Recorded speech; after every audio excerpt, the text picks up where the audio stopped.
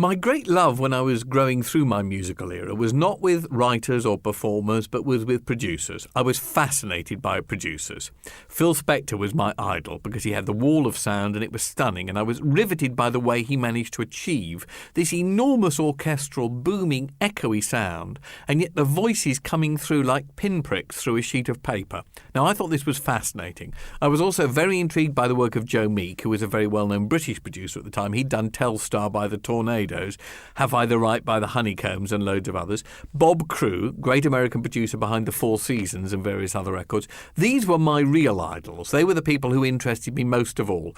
So the moment I had my first hit with Everyone's Gone to the Moon, instead of doing It's Good News Week, which I'd written as my follow-up to Everyone's Gone to the Moon, and turned myself into a singing star, which Ken and Joe would have liked me to have done, but I didn't want to do it, I said, no, let me go behind the scenes and produce.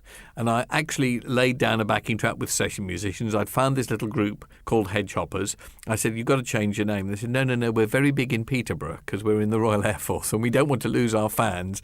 So I said, well, in that case, you can be Hedgehoppers Anonymous. And they didn't see the humour in that, but they accepted it happily. I didn't use them on the record because they couldn't play. I used the lead singer and told him just to copy exactly the way I sang it, produced the record, and it was equally a huge hit in Britain. And it was a small hit around the world. It got banned in 40 out of the 50 states in America because it said things like butchering off the sacred cow, which in those days was absolutely unheard of. And it was in the middle of the protest era, and they were very sensitive about a lot of lyrics.